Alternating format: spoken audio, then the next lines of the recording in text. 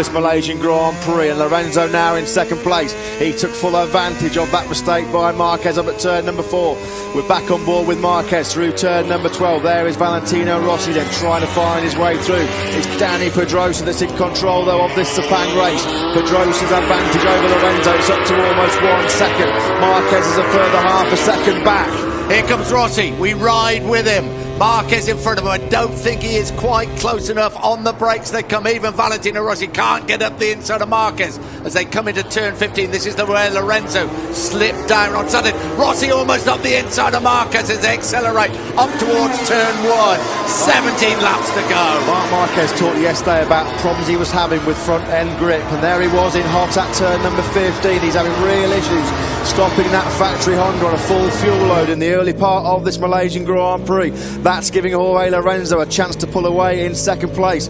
It gave Lorenzo the chance to take second place on the last lap at turn number 4. So Marquez having a few issues on the brakes with that front tyre. Great chance now. Can Rossi pounce up at turn number 4? He's certainly close enough to move up the inside. Rossi takes third place. He's up the inside of Marquez. Rossi makes it stick. Rossi back up into third. Marquez tries to squirt it back through 5. Rossi's got the inside line. Rossi third.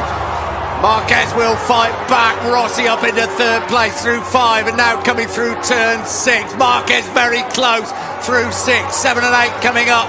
One of the favourite overtaking places about to arrive. It's turn 9 and Marquez closing up on Rossi. Round 8 they come. Little short straight. 9 approaches. When was the last time we saw Marc Marquez going backwards in a MotoGP race? It's Dani Pedrosa, his teammate, that still holds an 0.8 of a second advantage over Jorge Lorenzo. There was Rossi, a little bit slow coming out of turn 9. He's under pressure from Marquez, but Marquez is having pretty major front-end grip issues in the early part of this race. He's already succumbed to Lorenzo and to Rossi at turn number 4. There is Marquez, there is Rossi. We've ridden with both of them safely through now, 12 and 13. Again, Marquez closes up. Has he got the power as they come through 14? They accelerate down this back straight, as I say, well over 200 miles an hour on the brakes. We ride with Marquez. I have a feeling after what has gone on this week, he will give absolutely everything to beat Rossi. They get into 15, not able to do so. He is having his problems. Can he get the power up as he comes up the inside? Side by side they come. Rossi should have the advantage as they go up towards turn 1. Will Marquez be able to use the grunt and the power of that factory Honda down in the braking zone for the first corner? Marquez moves to the inside line. Marquez is going to make the move on Valentino Rossi.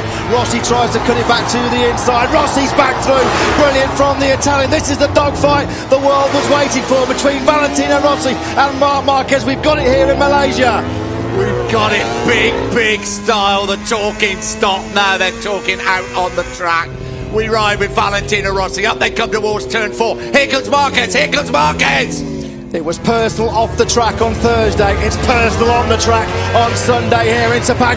Rossi fights straight back through turn number 5. Brave move by the 36-year-old. Marquez squeezes Rossi out again. This is brilliant. Epic battle between the old warhorse and the new master.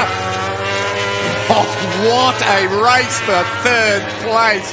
Marquez back into third place. Through 7 and 8 they come.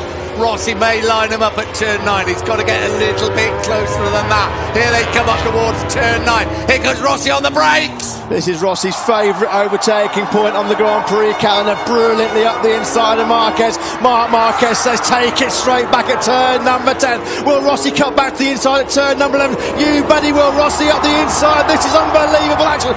Big moment for Rossi on the front end. He lost the front of that Yamaha. Left foot off the footrest. Marquez back through. Crowd are going completely and utterly crazy. I'm sure you are back at home. This is the battle we wanted after everything that's happened this weekend, and we are getting it.